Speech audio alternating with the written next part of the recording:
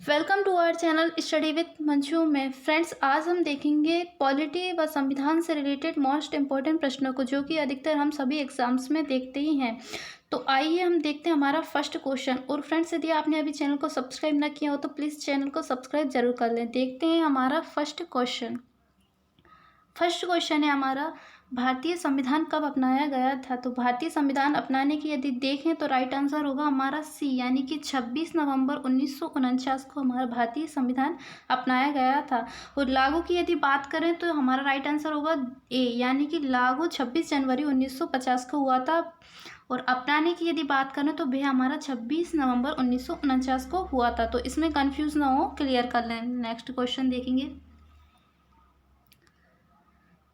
Next प्रश्न है हमारा, संविधान सभा की प्रथम बैठक कब हुई थी। तो संविधान सभा की प्रथम बैठक यदि हम देखें तो हमारा राइट आंसर हो जाएगा 9 दिसंबर 1946 को, यानी इस प्रश्न का राइट आंसर हमारा बी हो जाएगा। संविधान सभा की प्रथम बैठक देखें तो 9 दिसंबर 1946 को कहाँ की गई थी। तो नई दिल्ली में जो काउंसिल चैम्बर्स है उसके पुस्तकालय भवन में संविधान सभा की प्रथम बैठक की गई थी। और संविधान सभा के प्रथम यदि हम देखें अस्थायी अध्यक्ष को चुना गया था तो वह सच्चिदानंद सिन्हा जी को चुना गया था। तो किस आधार पर चुना गया था, ये उस सभा के सबसे बुजुर्ग व्यक्ति थे, इस आधार पर इन्हें संविधान सभा का अस्थायी अध्यक्ष चुना गया था। स्थायी अध्यक्ष की बात करें किसे चुना गया था, तो स्थायी अध्यक्ष को बाद में राजेंद्र प्रसाद जी को चुना गया था। तो राइट आंसर इस प्रश्न का हमारा बी हो जाएगा। नेक्स्ट देखेंगे। नेक्स्ट हमारा प्रश्न है, संविधान की प्रस्तावना में प्रयुक्त शब्द सेक्युलर का अर्थ क्या है। तो प्रयुक्त जो शब्द है सेक्युलर, उसका अर्थ यदि हम देखें तो हमारा राइट आंसर होगा ए, यानी कि सभी नागरिकों को धर्म एवं उपासना की स्वतंत्रता है। तो सेक्युलर शब्द का अर्थ यहाँ पे हम देख लेंगे। नेक्स्ट प्रश्न देखेंगे।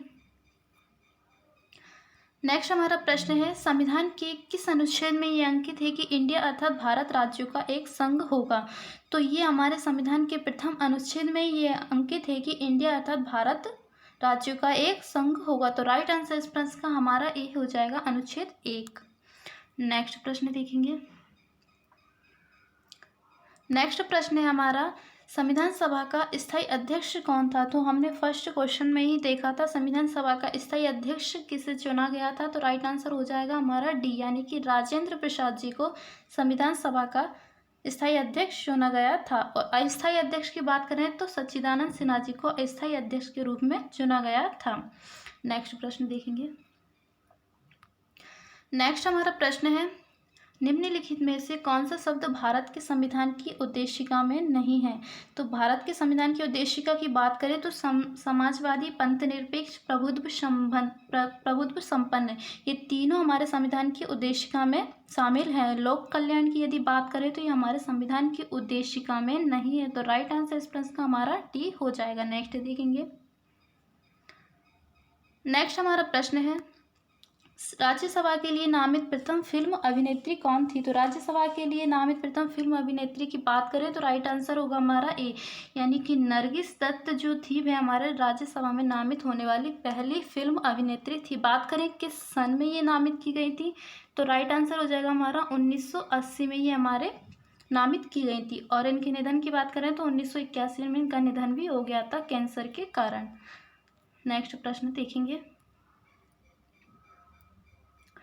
नेक्स्ट प्रश्न है हमारा, किसी क्षेत्र को अनुसूचित जाति और जनजाति क्षेत्र घोषित करने का अधिकार किसे है। तो ये अधिकार हमारे भारत के राष्ट्रपति जो होते हैं उनको अधिकार है। तो राइट आंसर इस प्रश्न का हमारा सी हो जाएगा। बात करें हमारे वर्तमान में भारत के राष्ट्रपति कौन है, तो श्री रामनाथ कोविंद जी हमारे वर्तमान में भारत के राष्ट्रपति हैं। किस क्रम के हैं, तो 14वें क्रम के हैं। तो ये भी हमारे याद रखेंगे। और वर्तमान प्रधानमंत्री यदि बात करें तो सभी को पता है नरेंद्र मोदी जी हमारे वर्तमान प्रधानमंत्री किस क्रम के हैं, क्रम इनका याद रखेंगे, 15वें क्रम के हमारे प्रधानमंत्री हैं। नेक्स्ट देखेंगे।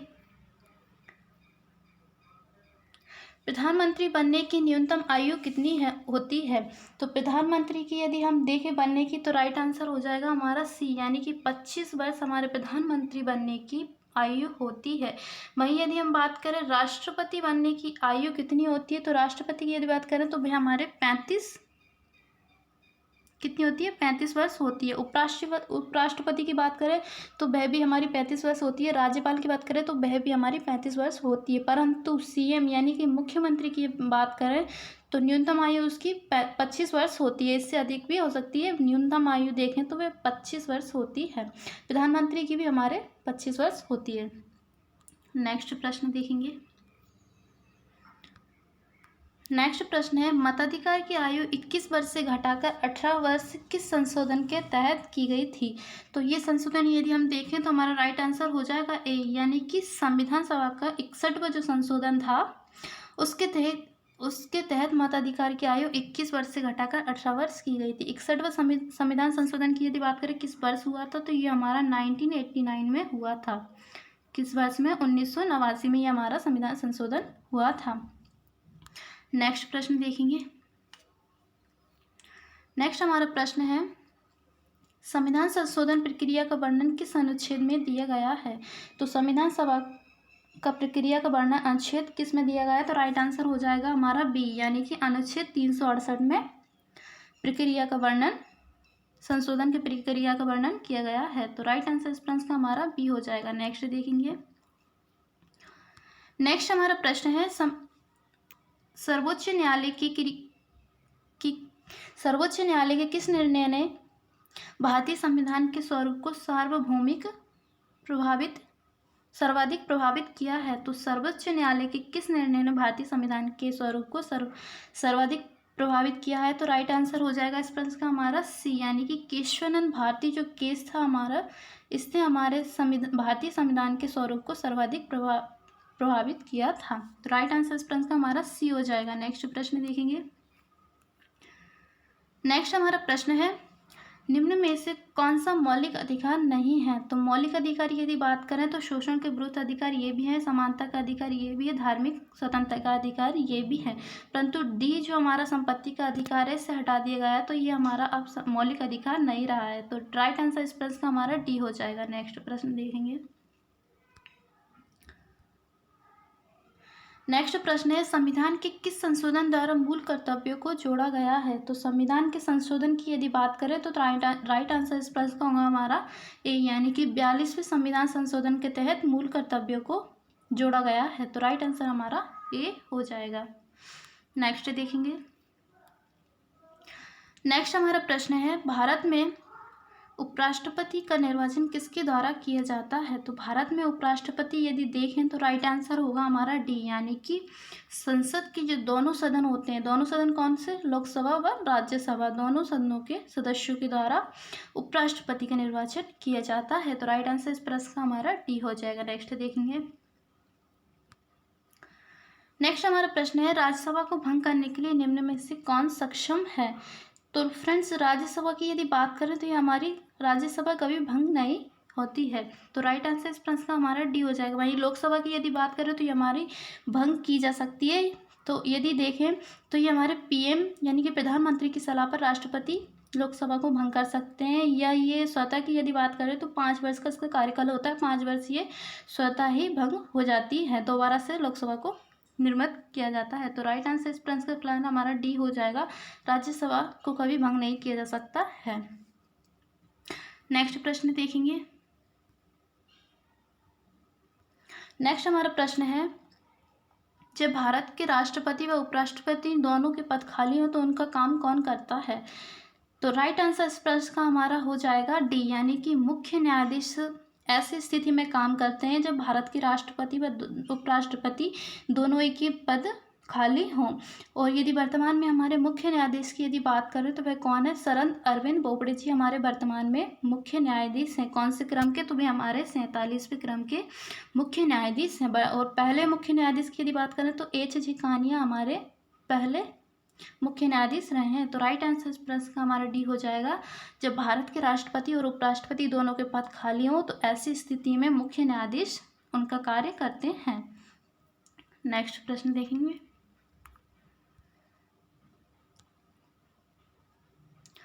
नेक्स्ट हमारा प्रश्न है, भारत में नियंत्रक एवं महालेखा परीक्षक की नियुक्ति की अवधि कितनी होती है? तो भारत में नियंत्रक एवं महालेखा परीक्षक की नियुक्ति की यदि बात करें तो राइट आंसर होगा हमारा सी, यानी कि 6 वर्ष या 65 वर्ष की आयु हमारे भारत में कैदी या नियंत्रक एवं महालेखा परीक्षक की नियुक्ति की अवधि होती है। तो राइट आंसर प्लस का हमारा सी हो जाएगा। नेक्स्ट देखेंगे, भारतीय संविधान के किस अनुच्छेद में भारतीय नागरिकों के मूल कर्तव्य शामिल हैं? तो भारतीय संविधान के अनुच्छेद में यदि बात करें तो राइट आंसर होगा हमारा बी, यानी कि अनुच्छेद 51A में भारतीय नागरिकों के मूल कर्तव्य शामिल हैं। तो राइट आंसर इस प्रश्न का हमारा बी हो जाएगा। नेक्स्ट देखेंगे, नेक्स्ट हमारा प्रश्न है, भारतीय संविधान में कितने मौलिक कर्तव्य शामिल किए गए हैं? तो भारतीय संविधान में मौलिक कर्तव्य की यदि बात करें तो राइट आंसर हो जाएगा हमारा ए, यानी कि 11 मौलिक कर्तव्यों को शामिल किया गया है। नेक्स्ट प्रश्न देखेंगे, भारत का उपराष्ट्रपति कौन होता है? तो भारत का उपराष्ट्रपति की यदि बात करें तो राइट आंसर हो जाएगा हमारा डी, राज्यसभा का पदेन सभापति हमारे भारत का उपराष्ट्रपति होता है। वर्तमान में उपराष्ट्रपति की बात करें तो हमारे एम वेंकैया नायडू जी वर्तमान में हमारे उपराष्ट्रपति कौन से क्रम के? 13वें क्रम की हमारे उपराष्ट्रपति हैं। नेक्स्ट प्रश्न देखेंगे, नेक्स्ट हमारा प्रश्न है, निम्नलिखित में से कौन सा एक संवैधानिक निकाय नहीं है? तो संवैधानिक निकाय की यदि बात करें तो राइट आंसर हो जाएगा हमारे सी, यानी कि योजना आयोग हमारे वर्तमान में संविधान निकाय नहीं है। इसकी योजना आयोग की यदि बात करें 15 मार्च 1950 को इसकी स्थापना की गई थी, परंतु 13 अगस्त 2014 को इसको खत्म कर दिया गया। इसके स्थान पर नीति आयोग का गठन किया गया। नीति आयोग के अध्यक्ष की बात करें तो वे हमारे प्रधानमंत्री यानी कि नरेंद्र मोदी जी हैं। नेक्स्ट देखेंगे, भारतीय संविधान के किस अनुच्छेद में भारतीयों के मूल कर्तव्य शामिल है? तो ये प्रश्न हमने देख लिया था। राइट आंसर हो जाएगा हमारी अनुच्छेद 51A में भारतीय नागरिकों के मूल कर्तव्य शामिल है। नेक्स्ट प्रश्न देखेंगे, हमारे संविधान में मूल अधिकार कहाँ के संविधान द्वारा प्रेरित है? तो भारतीय संविधान यदि देखें तो मूल अधिकार कहाँ से प्रेरित हैं? तो राइट आंसर हो जाएगा हमारा ए, यानी कि अमेरिका से ये प्रेरित है। नेक्स्ट देखेंगे, नेक्स्ट और आज का हमारा लास्ट प्रश्न है, राष्ट्रपति द्वारा राज्यसभा के कितने सदस्यों को नामित किया जाता है? तो राइट आंसर इस प्रश्न का हो जाएगा हमारा बी, यानी कि 12 सदस्यों को राष्ट्रपति द्वारा राज्यसभा में नामित किया जा सकता है। तो राइट आंसर इस प्रश्न का बी हो जाएगा। तो फ्रेंड्स, आज का हमारा सेशन यही समाप्त होता है। और अभी तक आपने चैनल को सब्सक्राइब ना किया हो तो प्लीज़ चैनल को सब्सक्राइब जरूर कर लें, जिससे आपको आने वाली वीडियो मिलती रहे। Thank you so much and thanks for watching.